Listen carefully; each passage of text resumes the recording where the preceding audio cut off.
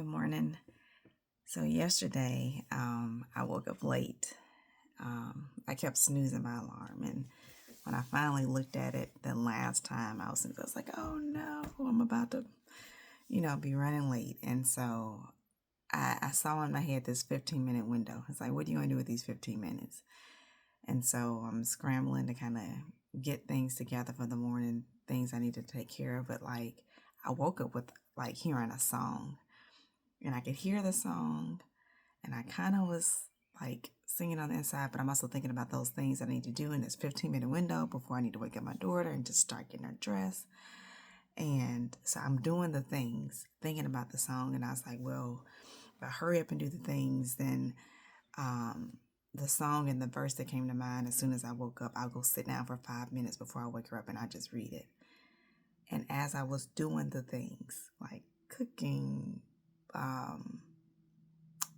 getting clothes together, just the things that needed to get done, I felt things slipping from me. When I was walking down the steps to go to the kitchen, I could no longer remember the song. So now my insides like are dropping a little bit. Now I'm feeling like, oh no, like I forgot the song. Like, Lord, like I didn't stop and just receive what I felt like was a deposit from you and sing it, like just lean into worship. So now I'm dropping a little bit, starting to feel a little frustrated. And I gathered my things, I put them in my bag, and I was like, well, maybe I have some quiet time at work, and just starting to feel this feeling of like, just frustrated. It's like, no, I need time, like by myself before I interact with people, and started applying pressure to that. Now, it is true that like quiet time has been transformative to me. And when I say quiet time, I just mean getting up a little bit earlier, having time before I have interactions to read, to pray, to journal.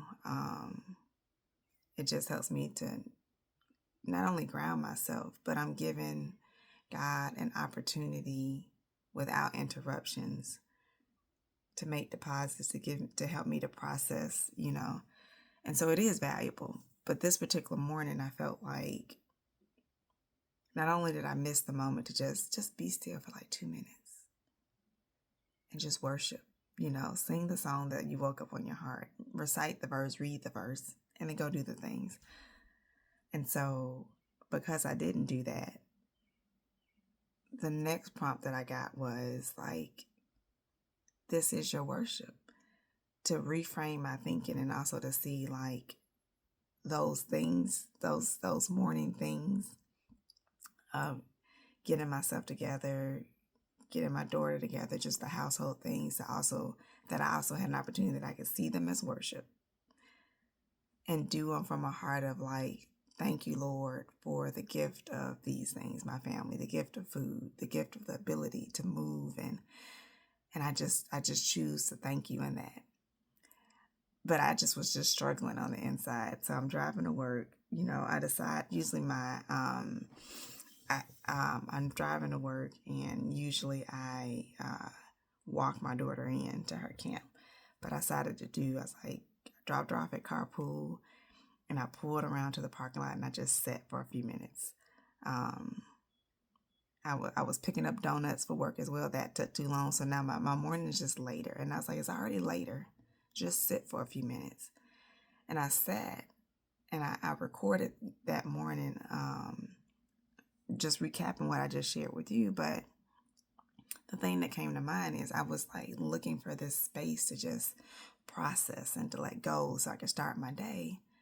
And I was like, Ashley, sometimes you could just let go. You could just choose happy. That seems harder, than those words, to choose happy or to choose a mindset or to choose to let go. But in that moment, it's like, Lord, I just give it to you.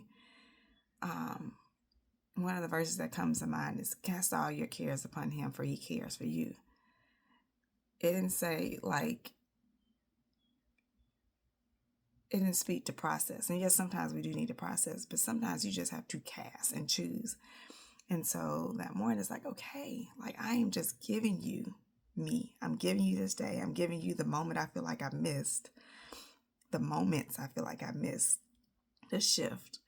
And I just flip the switch and I just choose joy. I choose happiness. I choose gratefulness because I am grateful. I'm grateful for the things that you've given me. So this morning I got up and the same song, I woke up with the same song in my heart.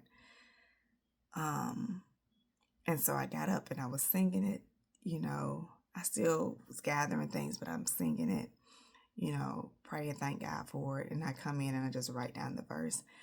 And I'm sitting there and I'm writing down the verse from yesterday that also came up again today. I'm writing down the lyrics of the song so I don't lose them. Writing down the morning verse. And I'm feeling like, Lord, I just need more of you. I need more quiet. I need more of a deposit. But the prompting that I got, although I was wanting more, was to go to get up and record. So here I am. I am just trying to hear and obey.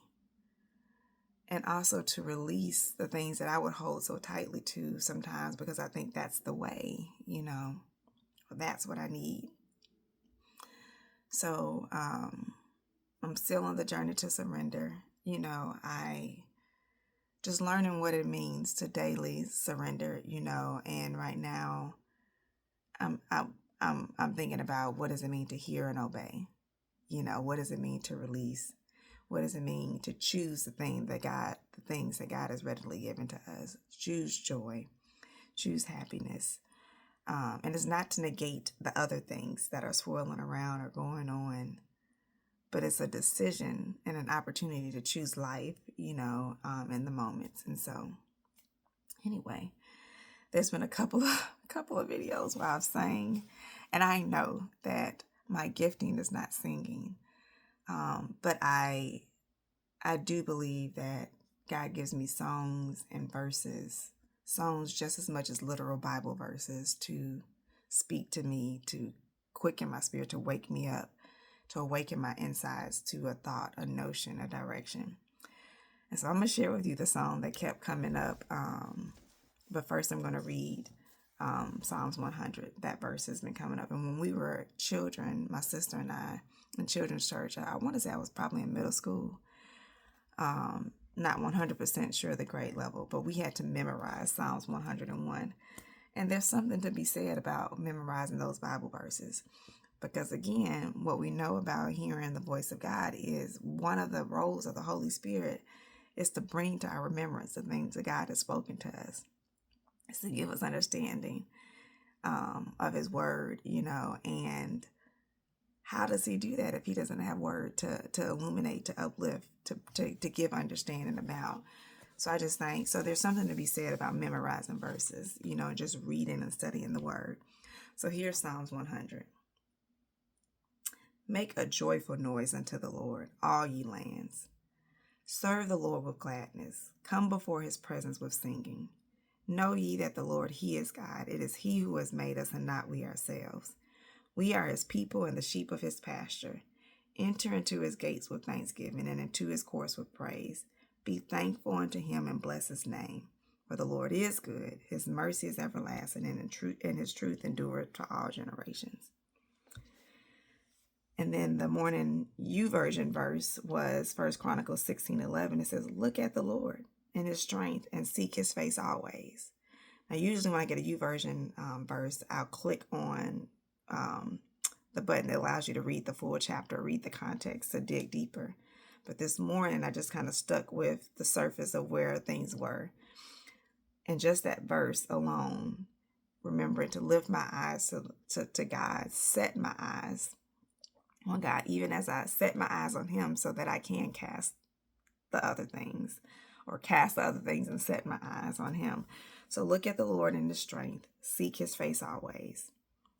And then one last verse that has constantly been coming up, and that came up today in conjunction with Psalms 100 is Psalms 23. And one part of Psalms 23 was the verse of the day yesterday. It was the portion that says, thou hast prepared a table before me in the presence of my enemies. You anoint my head with oil, my cup runneth over. But the entire psalm says, the Lord is my shepherd, I shall not want. He maketh me to lie down in green pastures. He leads me beside still waters. He restores my soul. He leads me in paths of righteousness for His name's sake. Yes, Though I walk through the valley of the shadow of death, I will fear no evil, for you are with me. Your rod and your staff, they comfort me. You prepare a table before me in the presence of my enemies. You anoint my head with oil, my cup runs over. Surely goodness and mercy shall follow me all the days of my life. And lastly, this morning, the song that came to mind, it says, when I come into your presence, I humble myself, lift up both my hands, and I begin to worship you, for all you've done for me, redeemed and set me free, and just because he's God. When I come into your presence, I humble myself, lift up both my hands, and I begin to worship you for all you've done for me, redeemed and set me free, and just because you're God. So in surrendering this morning, I just receive and embrace what I've been given and give it back to him. I'm going to let him continue to work his word in me, work the songs that he places in my heart, and let that be enough. So anyway, that's all I've got today. I'm just going to rest in this word and receive this word. Receive the direction to make a joyful noise unto the Lord, to be thankful and to bless his name. And I'm just going to meditate on that today. And that is where I am today. That's what it looks like on the journey to surrender.